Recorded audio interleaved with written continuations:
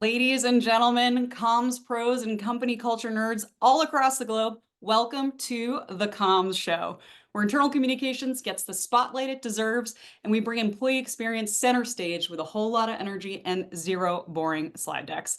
I'm your host, Barbara Booras, and today we are kicking things off in style with our very first episode that we're calling Inside Ryanair: How to Make Frontline Comms Land.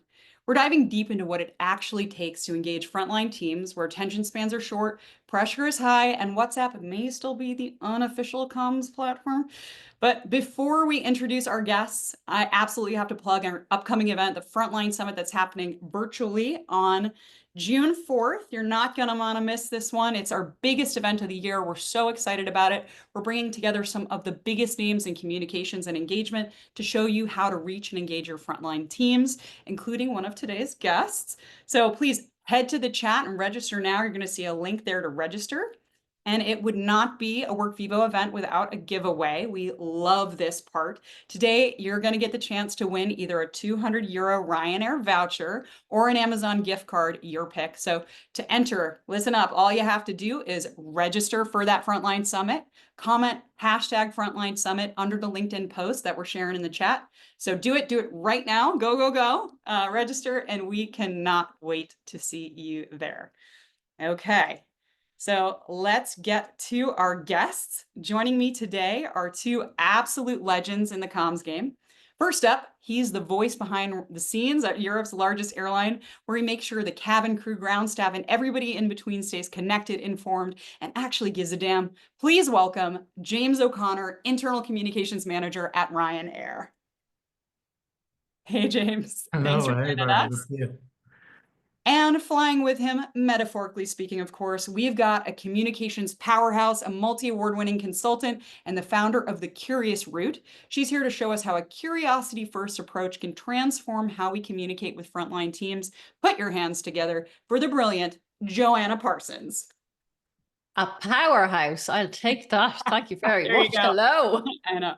Welcome to you both. So excited to have you with us today. Getting lots of love in the chat. Love that. All right, you ready? Let's get to it. This is the Comms Show. So to kick us off, we've got a little rapid fire intro so our audience can get to know you both better. So in 3 words or less, I want you both to sum up your communication style. I'll go first. Curious, creative, and direct. That's me. Love that. Love that. James, what about you? I would say unorthodox, surprising, and fun is the main one. Love that. I feel like, especially today, maybe enthusiastic might be my word, but love that. Love that for you both.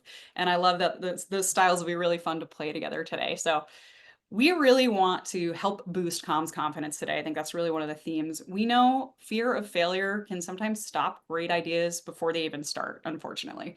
So how do you as communicators manage that fear when it comes to trying something new? And what's helped you guys shift from the what if it goes wrong to the what if it works mindset? You want to take that one? I'll take that one first. Yeah, I mean, for me, from my background in being a creative, more creative background, I've always seen failure not as something to shy away from, but as something that is at times inevitable. I mean, we can't get it right without the risk of getting it wrong. Um, I think it's about looking at what we deem to be a failure and looking at it a little bit differently and seeing where the success in that is. And maybe it didn't hit all the points, maybe it didn't do exactly what we wanted it to do, but to see the benefits that were gleaned from whatever it is that we did. And the wins will always be worth taking that risk, and doing something fun and doing something new and doing something that really hits the right mark is always a great feeling, even if you weren't sure about it before going with it.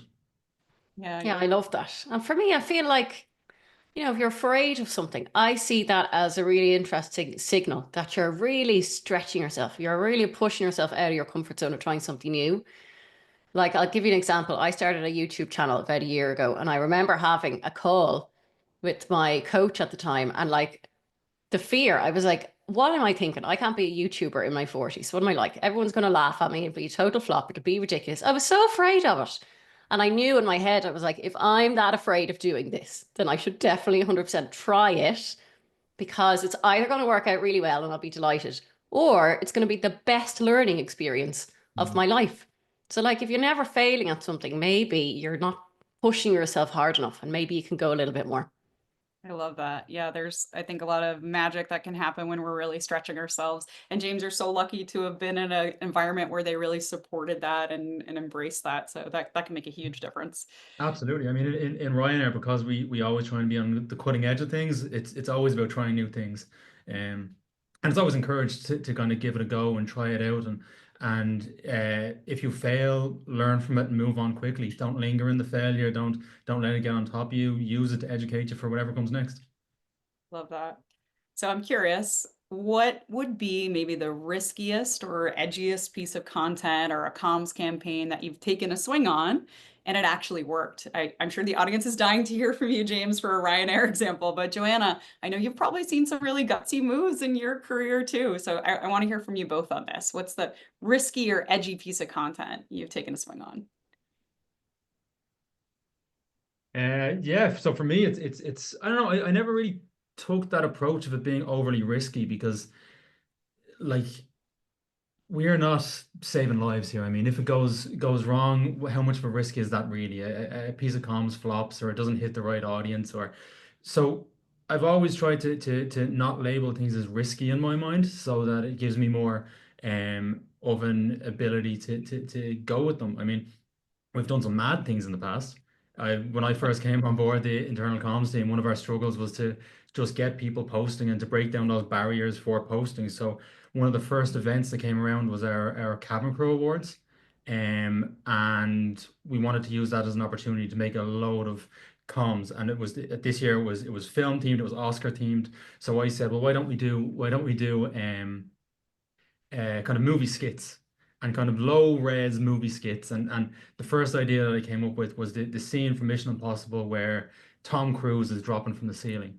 And I thought that I would really have to sell this into people. I thought that this was going to be a struggle to overcome and that would get some kind of execution on it, but it wouldn't be exactly what I wanted. I said it and straight away it was yes. Our in-flight team who manage all of our cabin crew are always great with this. They're always supportive. They're always up for trying something new. So I set up a green screen, and the idea was that one of our regional heads would be there, and we would green screen her lowering in from the roof.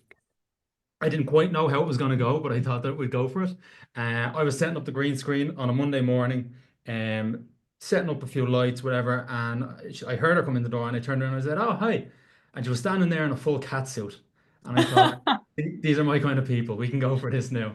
And we went for it, and it turned out to be bizarre in the best way, and just having that kind of culture of a bit of madness and a bit of let's try it has always been so supportive to me. So trying those things and having a bit of fun with them is always encouraged. So that's Oh, that's been great for me. so brilliant. James, do you ever, you're like, this is my job? Like, how did I get here? Like, this is Every, like every setting up single the day. green screen. Yeah, yeah, yeah. Every single day.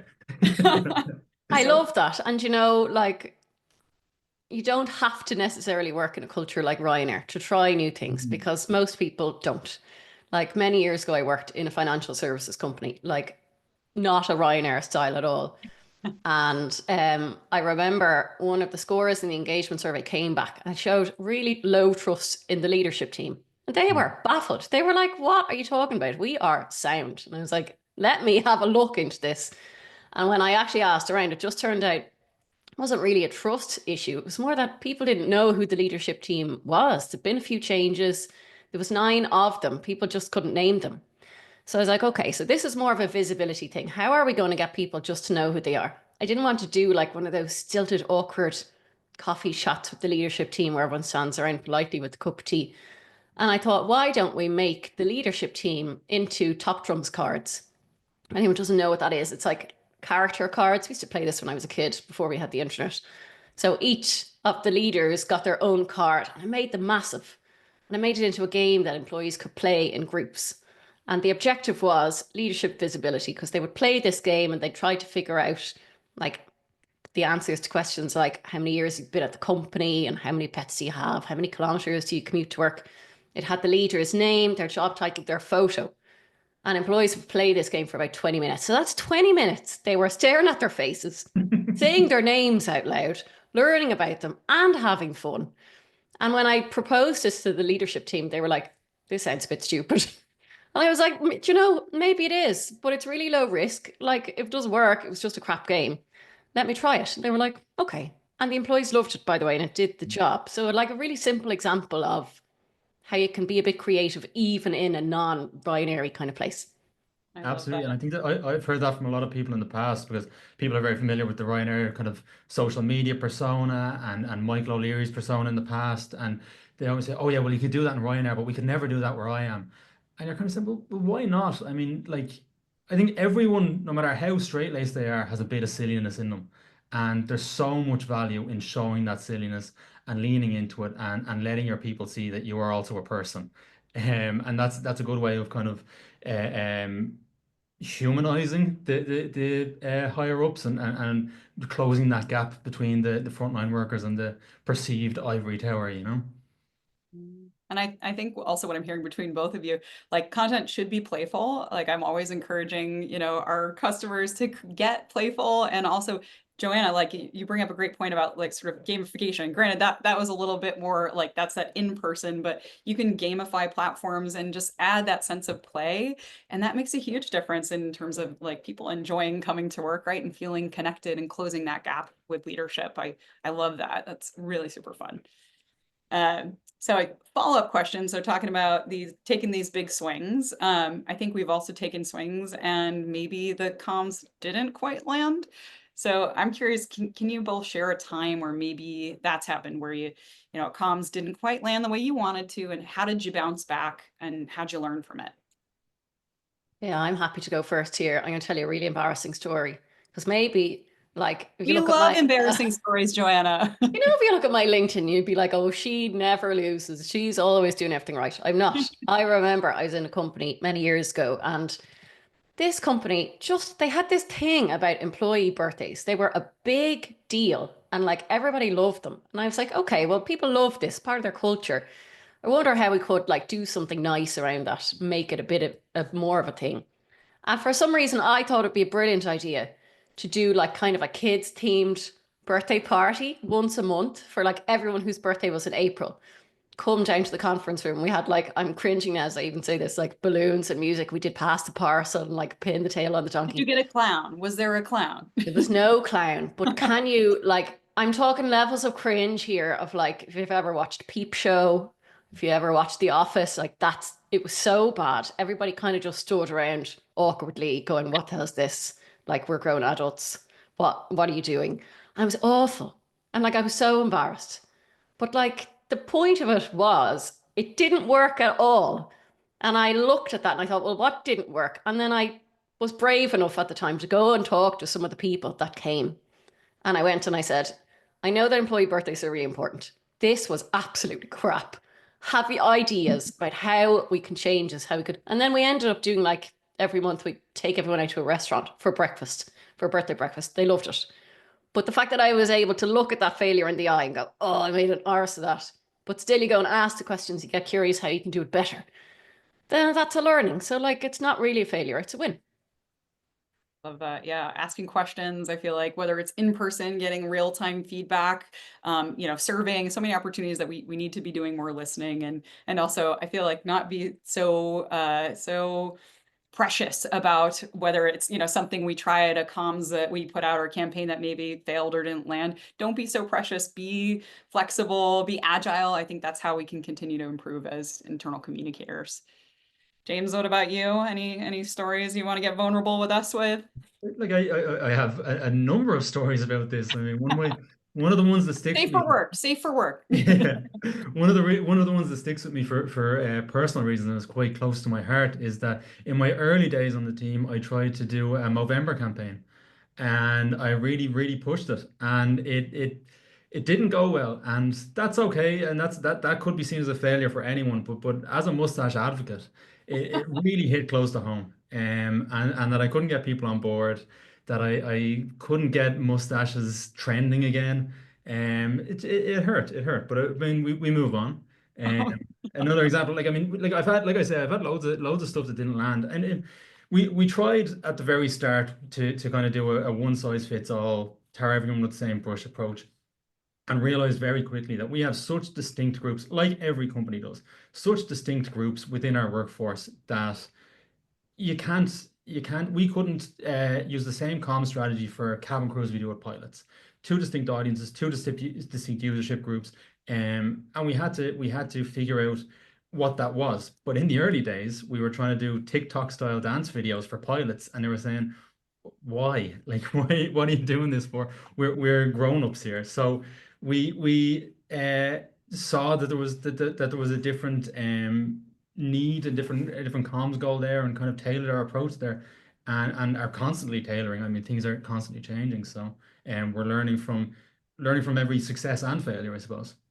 Yeah, I think that's such a good shout because like uh, being able to really understand your personas, the different personas that you have in your workforce will really help you to be a more effective communicator. And yeah, you can't just do a blanket, strategy across the board, right? You got to be really mindful and intentional with how you're communicating with the different folks. Uh, Joanna, I've heard it come up a few times now. You talk a lot about kind of staying curious before diving into comm solutions. Can you walk us through what does that mean in real life, and how can IC pros really start doing more of it, especially when they're trying to connect to that front line? Yeah, of course. So, like for me, I mean, I've said it a million times, but like curiosity is absolutely a superpower for anybody that works in communications because it helps you to go beyond the surface level and understand what the actual problem is that you're trying to solve with communications. So, we've all been in that situation where Debbie from finance comes to you and says, can you just make me X? Can you send this email? Can you make me this thing? The worst thing you can do as a communicator is say, yep, and you put it on your to-do list and you do it. The best thing you can do is simply, it doesn't cost any money, just to get curious. Like, what business problem are we trying to solve? If we did this and it went really well, what would success look like? Would people be doing something differently? Would people feel differently? Like, why is this important to the business?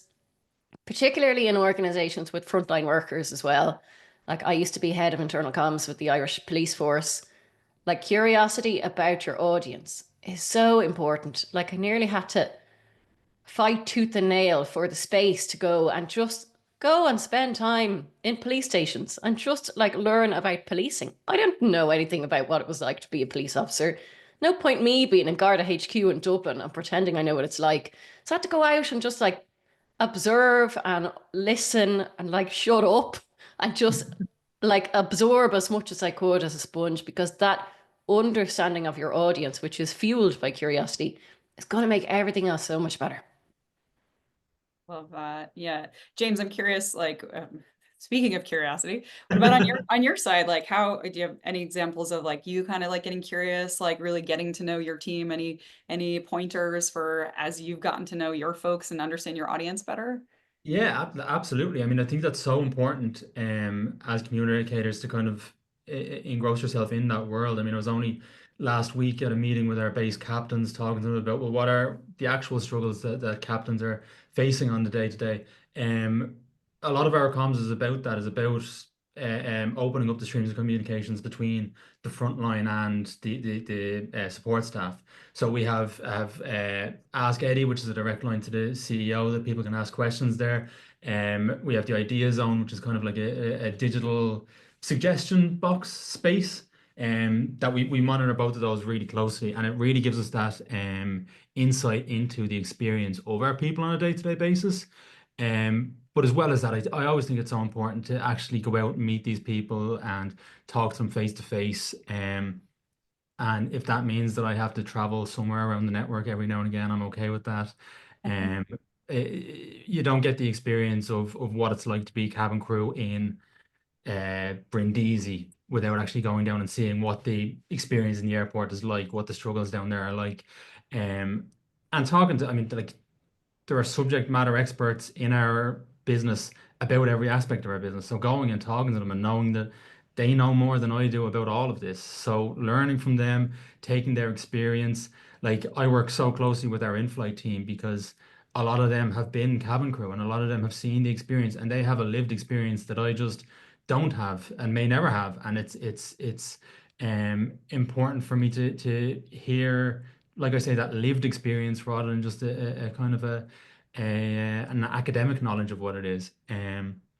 So yeah, it's great, and I love meeting people and I love talking to people. So that's always a great bonus for me. Yeah, great opportunity to travel. And I don't know, James, like I'd say like don't sell yourself short. You could still have some pilot future in you. I think the mustache would really work with that. Yeah. So No matter how often I try, they won't let me fly the planes. You oh man, don't give up hope yet. know. So obviously we're talking a lot about Frontline today in particular, and we know there's lots of challenges with connecting to Frontline, right? And oftentimes it's they're not checking their email, and many and often most cases they might not even have a corporate email. So how do you, especially at Ryanair or Joanna, when you're working with your clients, like how do you really cut through the noise and actually reach those frontline employees where they're at? And I'm thinking both from a technology standpoint and also from a content perspective. How are you meeting those frontline employees with that challenge? Well, for us, I mean, the Workvivo app has been a game changer for us. All of our people have the ability to have it on their personal devices, and week to week, it's about 90% usage is on personal devices, is through the Wow. app, is on mobile. And one way that we drove that at the start is that we looked at what they wanted to use it for. So a big thing that they wanted was their staff travel benefits. So we moved that onto what we call Fleet Hub, our Workvivo environment, and they had to log into Workvivo to get to that. And that set us a challenge that that first piece of content, that above default piece, had to be eye-catching, had to be engaging. We had to capture the attention straight off the bat, and then hopefully they would scroll or they would return not for the staff travel but for the content. And then when we look at it from a content point of view, it's kind of the same thing. Look at what they want to know. It's if we can talk to, and again it comes back to that curiosity and talking to the people about what do they want to hear about, what do they want updates on, what are their gripes, what can we update them on, so that they're not watching something that we need them to know about. There's always a bit of that in every company. There's going to be a bit of that, but giving them information that's engaging, entertaining, educational, whatever it may be for that user. And hopefully hook them and get them to come back again. Yeah, I love that. Like when I was I started my role in the police, which is like mostly frontline workers, but there was like a newsletter that existed when I started. And I didn't really know if anybody liked it, if anybody read it. It was just a PDF and an email. So I thought the best way to find out if people like this or not is to go and ask them. That's always been my favorite part of internal comms. I don't need to hire a big company to do a public survey. I could just go and have some conversations. So I got a bunch of guards together. Guards are great for a roast. I got them together. I said, will you help me roast this newsletter? Tell me what you really think. Jeepers, if you ever want a direct answer with anything, ask a guard. Like they will tell you to your face. But we had a conversation about like all the different kind of content types, and it became very clear there was patterns in the room about we don't care about this, but we really care about this, and we're not hearing enough about this. And this is too long. Like our day is really busy. We have 2 seconds to absorb this. And that became really easy then to think about what is relevant to them, what different audiences need different things. So literally just go and ask them. And when people know that you're really listening, geez, they'll tell you so much. Like it's not that hard to do it. But what I'm curious, what were some of the things that they were really wanted to hear? Like that particular group that was like, hey, we need more of X, like really, put more of this in your content and we will read it. We will be far more engaged. Yeah, I mean, and like you could extrapolate this to any frontline crew anywhere, but like they wanted information that was relevant to the jobs that they were doing. They wanted information that they knew, like, okay, I know what to do with that, or that's interesting to me, or whatever. They weren't particularly interested in things like corporate messages that were so high up in the sky that they were like, that's nothing to do with me. Or maybe like nice to have content about like open days in a regional police station. That's nice for that little team to know, but like me up in Donegal, I don't need to know what's happening in Kerry Garda Station, for example. So it's that kind of, you might call it like ruthless relevance. Like find out what they really need. And as James says, you're always going to have to put in a bit of extra stuff from the corporate, but like make it relevant and they'll engage with it. That's as simple as I can make it. Yeah, I think ruthless relevance is such a good way to put it, because that's definitely one way, like you will lose people so fast if it feels noisy and I'm not seeing what is most relevant and pertinent to me. and to really customize it, right? You want that smooth, customized sort of experience that I think we all expect in our day to day, right? When we're on social apps and in our personal lives, we want that to feel really sort of seamless in terms of the content that we're being served up, even, internally at our organizations. Um, all right. So Ryanair, we know we're known for that bold, unfiltered voice on social, especially Twitter X, where you guys have built this reputation for being a little cheeky, super direct, and honestly kind of iconic. But behind the scenes, you guys have thousands of frontline employees. We've talked about them already across the globe that James here needs to engage and inform. So James, when it comes to engaging, the pilots, cabin crew, engineers, all these different personas that we were talking about earlier, in what ways are you infusing the Ryanair edge, that Ryanair voice and the culture into your frontline comms? Can you give us a sense or a little taste of maybe a couple of different pieces of content that you've created? Yeah, yeah, absolutely. I mean, I'm lucky in my background. Before I was in internal comms, as I say, I was working on the marketing team, and I worked very closely with the social media team down there. And my future wife was leading the team. And she helped to develop that tone of voice with a great team down there, develop that tone of voice, figure out where the boundaries were. And it was a little bit of a chicken and egg situation where Ryanair has always had that tone of voice. A lot of it fed from Michael O'Leary in the early 2000s, and that kind of brash out there, say what you want. And they took that and developed that and kind of put a shine on it for the modern age. And that then trickled back into the way that the company is. So that's even in our meetings, in our weekly stand-ups, in our whatever it is, that tone of voice is there in the building. That's there in the company. That's how we talk to each other, not only through whatever platform it is, but over coffee, that's there. So it's easy to bring that into our content. Um, and yeah, because of that experience, it kind of quite naturally fed into the stuff that we were making, the videos. We could poke a bit of fun at ourselves. We could kind of hold our hands up to mistakes. We could have a bit of a laugh. And one of my first milestones that I thought would be harder to overcome was that I thought it was really important for the management and the head office to um make a bit of an idiot of themselves sometimes. That kind of way is to, like, if we want We might the need captions for that, James, for sorry, the sorry. non-Irish folks. Sorry. Yeah, yeah. Sorry, yeah. To have a bit of have a bit of fun at their own expense. And I remember we were doing a video. It was actually a really fun video that we did when the Barbie song was the song of the summer. And we wanted all of our cabin crew to send us in videos of them dancing or doing skits to the song that we could compile into a longer video. And I kind of said, hold on, like, well, like, not even that I said. I mean, I think that the in-flight team came to me as much as I came to them and said, if we're asking them to do it, then we need to do it too. So all of the in-flight managers, heads, deputy directors said, okay, we'll do a dance too. And again, it's funny how this is a trend in a story. Was setting up to video it, and they all walked in costume, and they were like, okay, if we're going to do this, we're going to do this. And it was great, and people still talk about it now, and it really encouraged people to be able to have that confidence in infusing that tone of voice in what they were making in their own bases, on their own phones, whatever content they were doing. So it's great, and we try and push that the whole time. So yeah. Love that. Does that mean there's also a video of you dressed as Ken somewhere that we can somehow surface? That would be Yeah, but that wasn't through work.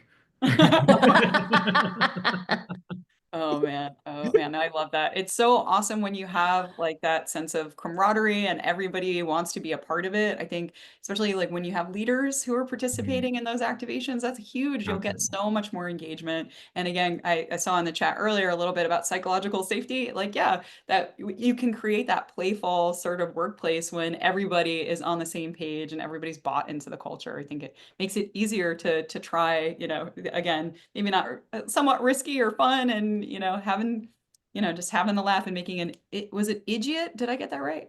Of yourself? Making me, Egypt, Egypt. There you go. So close.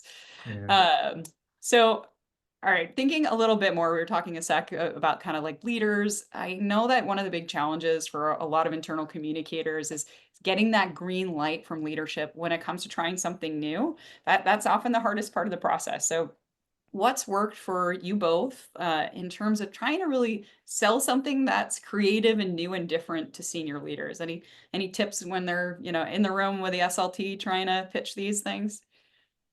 Yeah, I think a couple of things. Like, one is don't be asking to do something new just for the sake of something new. Like, the heart of innovation is problem solving. There has to be value in it.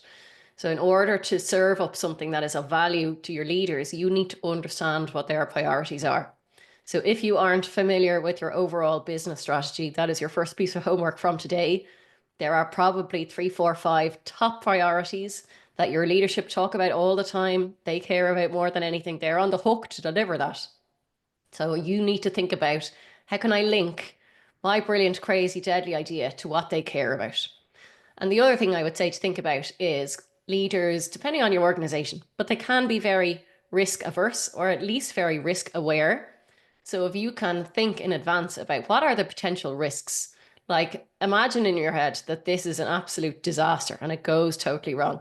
What are the risks for the business, for employees, for the reputation, for anything? And then you want to talk through that and show them, particularly if it's your first time doing something like kind of a bit bananas. Pick something low risk, pick something that if it does go wrong, it's fine. So show them why it matters and show them how it won't break the company. And that's probably my advice. But now, James, you've obviously already touched on this. You're in a really supportive environment where it sounds like people are, they're willing to take chances. So, like any points on this in terms of like what's Yeah, I worked? mean, absolutely. I mean, it's I'm in a very privileged position. I mean, Eddie, who's our CEO, before he was CEO, he was Chief People Officer, so he comes from that world. Daryl, who's now our Chief People Officer, started off in internal comms, so he buys into it. Mark, my manager, Sinead, the director of in-flight, they're all in this same kind of mindset. And I think that because they knew me from being in the company before, they knew when I moved into the position, they weren't going to get PDFs and weekly newsletters. There was going to be something a little bit mad there. So they've embraced that and they've really supported me in it.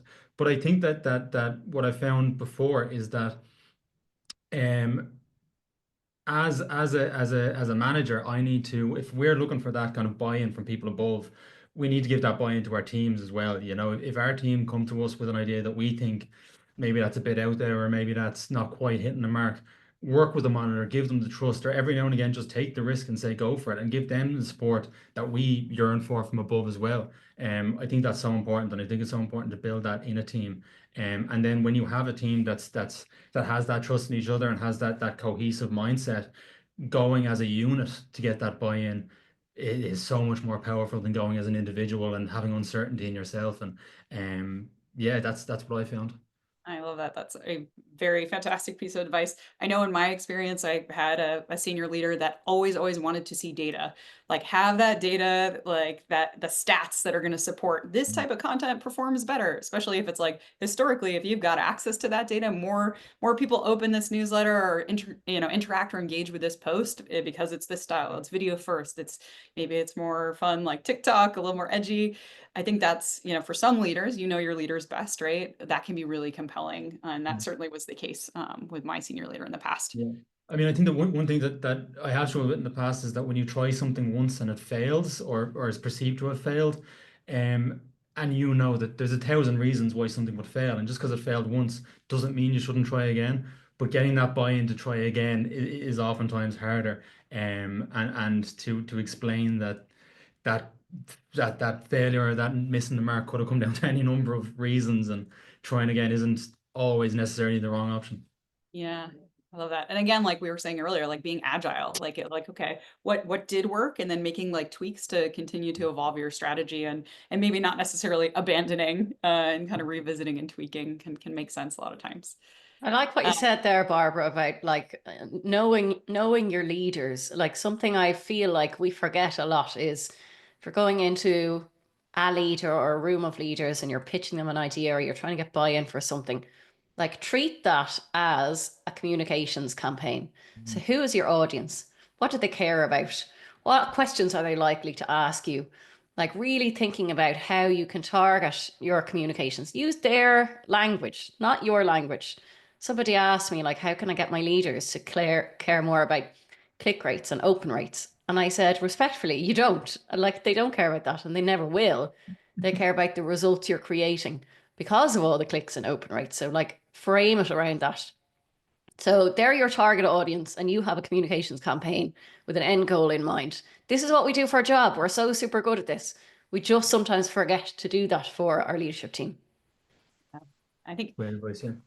staying kind of on the topic of leadership, what's one creative way? And I loved your example earlier, Joanna, about I think I don't know what the US equivalent, like playing cards, I guess would be, with the leadership playing cards. But what's one way that you've seen maybe traditional top-down leadership comms, or say like a company memo, company moment, that like dry email from your CEO? What's an example where you've turned that into something that frontline, employees are really going to want to engage with? You have a good example there?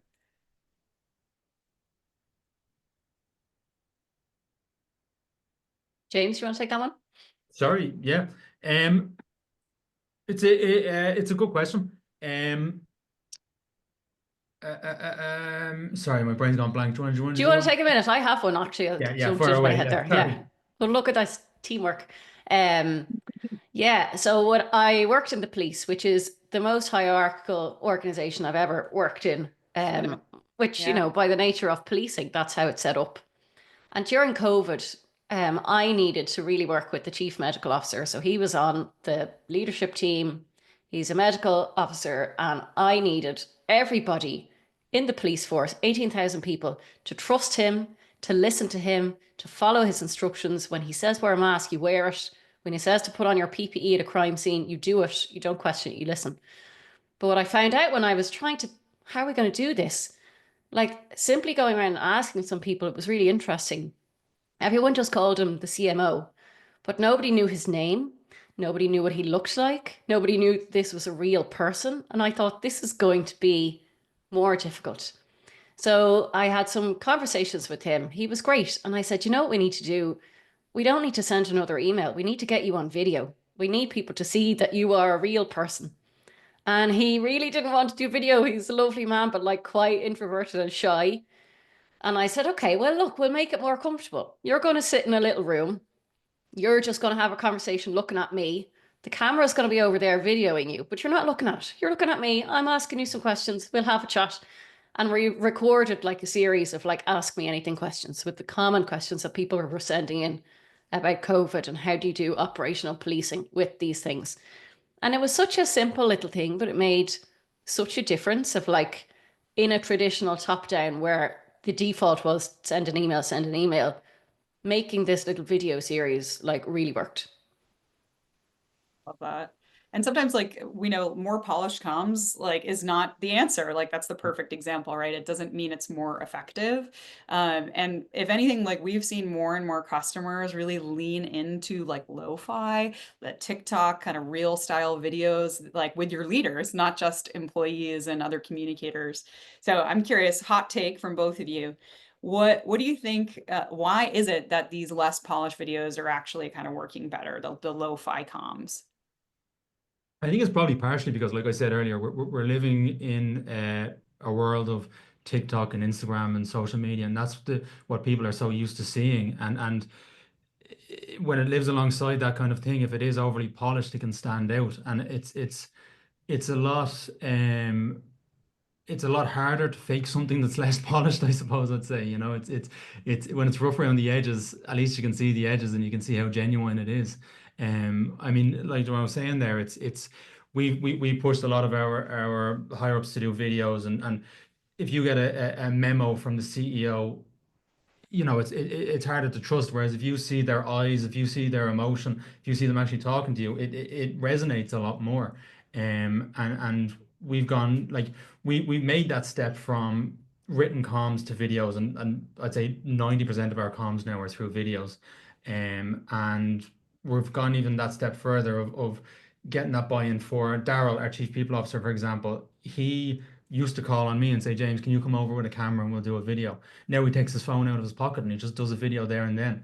Brilliant. That's the goal. That is the goal. Yeah.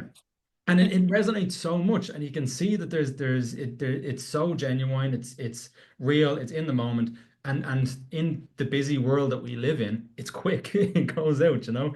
And these people who are like, say, if it's our chief pilot, for example, who's trying to organize the world of all pilots, if you say, can you take 2 hours out of your day to do a video? They'll say, no, I have an operation to organize, you know. Whereas if you say, do you have 20, 30 seconds to talk into my phone? No problem. Get it out there and then and done.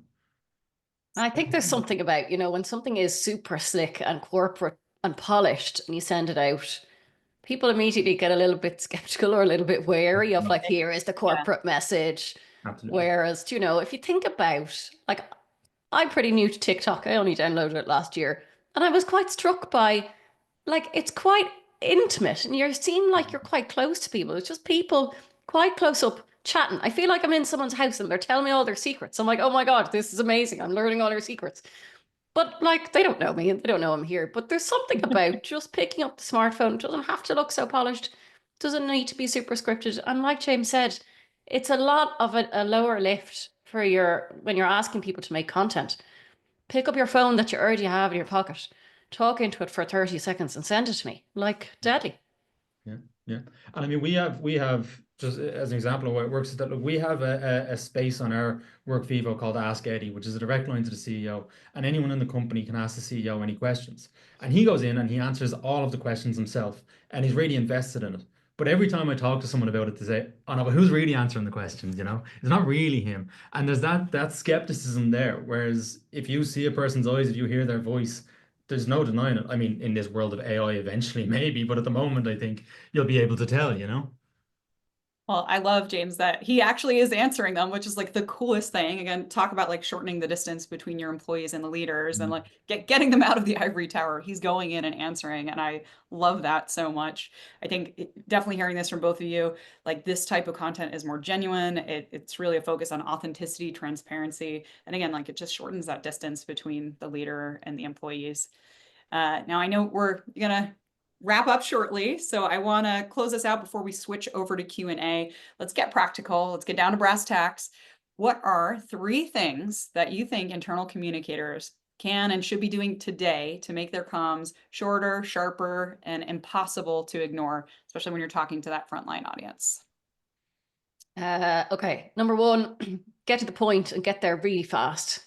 Number 2, make information relevant. So I suppose also on hashtagging it, ruthless relevance. Ruthless relevance. And Love it.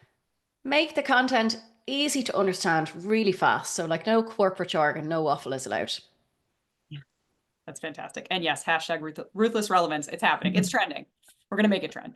James, what are your 3?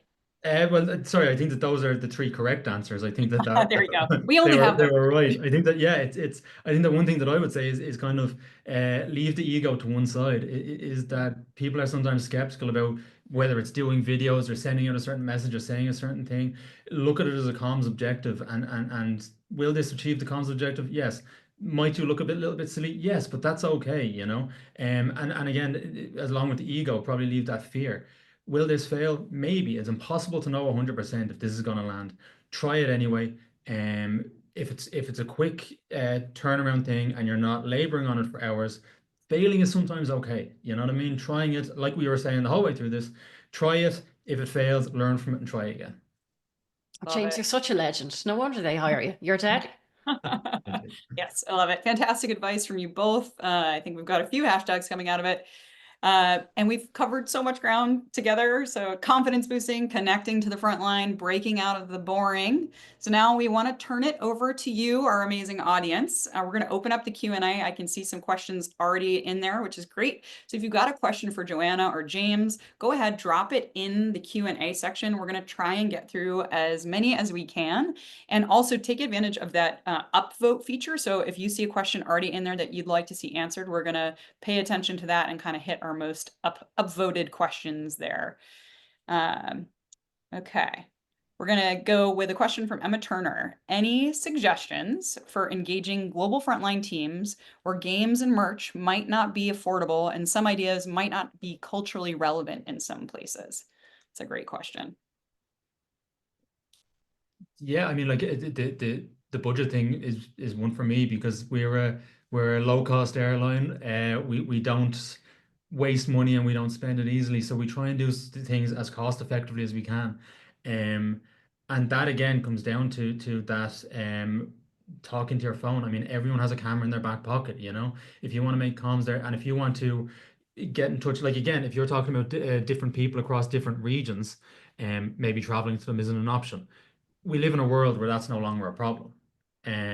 Like we can communicate. Like Barbara, where are you today? Thank you, Zoom. Yeah, yeah, yeah. Thank you. Um, so Yeah, just I'm in Boston, joining from exactly, Boston. I'm in Dublin, and here we are, you know, and it's so easy to connect like that, and to send out whether it's a brief or a request or whatever it is to get genuine on the ground content, and then dispense that amongst your people. So I think that my advice on that one would be just keep it simple. Love that. Joanna, anything to add there? No, I think James has covered that Awesome. well. Nailed it. Nailed it. Okay, we've got a question from Abby Harrison. Have you ever struggled to find time to be creative or playful? I'm a team of one, which I know this is actually a very common, a lot of comms teams are lean and mean. I'm a team of one in a 12,000 plus person company and really struggle to find the time to make comms exciting, fun, and different. I just result to the same media and platform over and over because it's quick. So I think that's such a good point. Anything to respond to Abby with? Oh, Abby, I feel like you've just been like watching over my shoulder because like 2 hours ago, I was just writing a script for a new YouTube video about how impossible it is to be a team of one. Because if you think about the three seniority levels, you have the director, who is to create the strategy and align it to business goals. You have the manager, who is to execute on that strategy and have the oversight. And then you have the junior person, who is the tactics and the tasks and the making and the pair of hands. And yet we are somehow magically expected to be all three of them, usually getting paid not the director salary. So my advice is, first of all, to be as clear as you can with your boss about the expectations of what you are to deliver. Secondly, to be kind to yourself, because I see comms pros all the time who are exhausted. They are burnt out. They're working really hard, but they're structurally set up to fail because you cannot do all of this as one person. Look at the reactions. They're going bajonkers. Um, and like, don't put tons of pressure on yourself to try and do all the extra innovative, playful, nice to be able to have the time if you don't. But like sometimes when you're a team of one, you just get done what you can do and you achieve as much as you can. And that's it. When your organization is ready to invest more and they want more, they can stump up the money. Harsh, maybe, but that's really how I feel. James, anything to add there? Yeah, I think that's great advice. I think as well as with the creativity side of things, if you want that to come, you have to give it space to come. And it's sometimes is in sometimes you can foster creativity by actively not being creative, but by occupying the other parts of your brain, by going for a walk or organizing some paperwork and just not thinking about the issue for a while and letting that subconscious part of your brain just digest whatever you have been thinking, whatever you have been doing, whatever you have been absorbing. So it is probably and uh, um it's a very difficult thing to do, but to be able to carve out that time to let yourself be creative, I suppose it is, but not with no pressure on that. To let the creativity come rather than finding the creativity, you know? I Yeah. love that. Like my husband, he works up in the attic and I'm here on the first floor. It sounds like I've banished him to the attic. It's quite nice up there. What But did he he came do? down, he came down the other day and I was just staring out the window. He's like, "You all right there? Working hard, are you?" And I was like, "Yeah, yeah, yeah. Brewing up some ideas." And I just stared at like the leaves on the tree blankly for about 15 minutes. Mm. But like later that day, I came up with tons of ideas. There's a lot of value in like doing nothing and being Mhm. bored. That's how your brain will like connect the dots and percolate the good ideas. It doesn't cost anything but time. But Mhm. like even simple things like if you're doing the dishwasher, maybe don't turn on a podcast. If you're going to read a book, maybe don't read a business book, maybe read a novel and indulge your imagination. Those kind of things are really good for creativity. Love that Absolutely. Yeah. so much. And I think one thing that's worth just kind of like putting a little plug in for is also like for the tasks that take bandwidth that maybe don't need your creative energy is also like, we should be thinking about leveraging AI. I think that's an important thing to consider, where like make sure that you're using your energy and your creativity and your talents where it matters most, and you can, that human first connection, and use your skills best. And so maybe for those other tasks, leverage AI, or use it to help create comms when you're feeling maybe a little bit burnt out and you are that lean mean team. I think yeah, we can be better leveraging technology, and it's just evolving and improving every day. So like there's no shame in also leveraging the tools that we have available to us today. All right, so glancing in here at some other questions. So we've got a question from Maria Brown. It's great having ideas, but how do you reach your target audience in the first place? Some of my stakeholders are like Ryanair staff, in that they aren't computer-based, so they're deskless workers, somewhat remote away from HQ. Many of mine don't even have a company email address. So how do you engage with them? Yeah, my advice would be like to go, and if you can, physically go and spend time with them, and like just observe and understand their day. So like when and where do they come in to work? Where are they getting their information? What does their day look like? Where are they having their lunch? Like I remember like back when I had only just started joined the guards, and I went down to some police station in Cork, and I'd been kind of asking lots of questions, trying to figure out how things went. And people were like, oh, notice boards are a great channel here. Like notice boards, you'd want to be doing stuff for the notice boards. So like maybe it was true, but I just went and sat in a canteen down in Cork, and I just sat, it sounds creepy, but it wasn't. I just sat in the corner, just watched people come in and out. And like, and everybody that came in, nobody looked at that heaving notice board that was full of outdated stuff. But what was quite interesting, just by sitting and observing, was they were all likely to pick up something at the desk. If they were like sitting down having a cup of tea, there was a newspaper there, or a flyer, or a booklet, or a leaflet. I was like, that's interesting. So like just actually going and understanding their day and the different ways that you could potentially reach them that maybe you're not using it. I've got a question from Valentina. So I think this is an interesting one, but we've got some upvotes on it. So how do you reach employees in a company that is only Slack? So no email whatsoever. There's a million Slack channels. Information's hard to sort through. They said it's basically the worst nightmare for internal comms. I'm sorry, Valentina, that does sound really challenging. And there was a few other people kind of in similar scenarios. What about those folks that have a tool and they're really kind of struggling with it? I would say that that's about leveraging your people then at that stage, rather than relying entirely on the platform. Get in contact with people. Maybe it's within those teams or those chains, and try and get them on side and get their buy-in first of all. And if you can get that kind of foothold in that team, and kind of not talk through those people, but use those people to encourage or disseminate information. Um, would be mine. I mean, we use that all the time. Like I say, we have people based across Europe and North Africa. I can't be everywhere all the time. I can't be making sure that they're checking the app. But to get kind of acolytes amongst them it has been really helpful for us.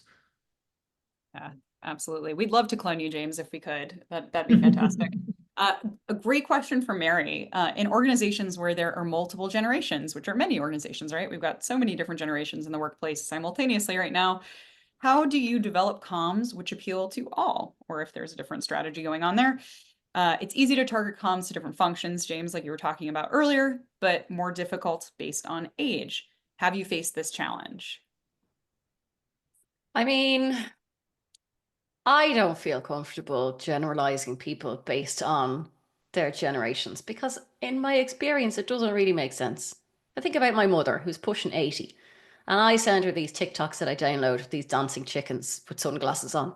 Jesus, she freaking loves them. And she's going around the neighbors' houses and she's showing them and everything. Transcends generations, the chickens. Loves them. And then I think about, well, Gen X love written content and boomers love phone calls. And I think, can you really tar everybody with that brush? I don't think so. And this is part of the bit about getting close to your audience and getting curious and really asking and understanding rather than making these sweeping generalizations. Mm.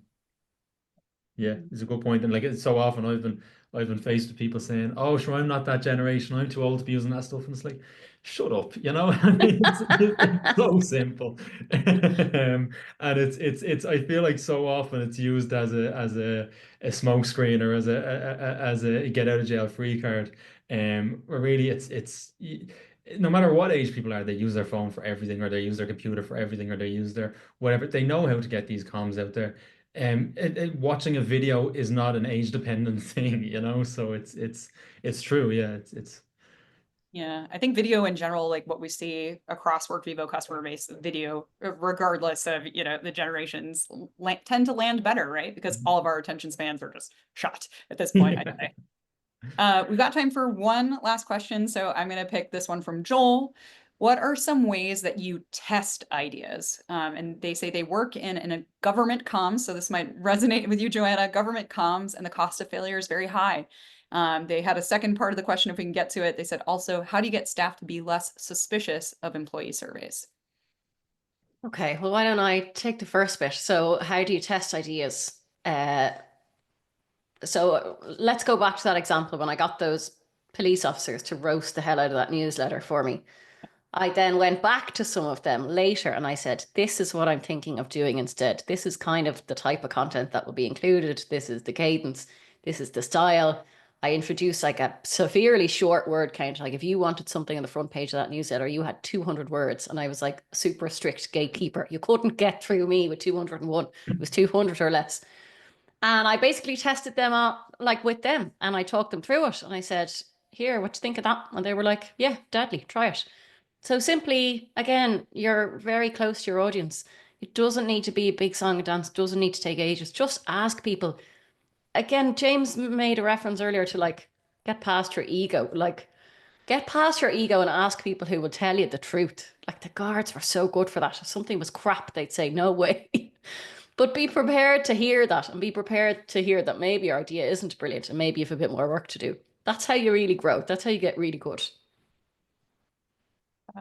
Awesome. Amazing. I think that might be all we have time for. So before we just wrap up here, I have to do one final plug for our upcoming Frontline Summit. Again, Joanna Parsons is going to be joining us for that event, which is so exciting. It's June 4th. Go register if you haven't already. And you're not going to want to miss this one. Again, if you register and comment on that LinkedIn post, you'll have a chance to win a Ryanair, shout out James, Ryanair voucher or an Amazon gift card. And maybe you'll catch a glimpse of James in the wild, or, pictures of him as Ken. You never know. But that is a wrap on our first episode of the Comms Show. A massive, massive thank you to our guests, Joanna Parsons and James O'Connor. You brought the insights, the stories, and the bold vibes that we just love. Everyone that joined us live, thank you for showing up, for dropping in those great questions and bringing the energy. We loved all your emojis and comments. We seriously could not have asked for a better audience for our first show. So thank you. Thank you. We are so grateful. So we're going to have more episodes coming soon with new guests, new ideas, and the same mission to make internal comms way less boring and way more bold. So until next time, keep it real, keep it creative, and keep it comms show worthy. Thank you guys so much. Appreciate you.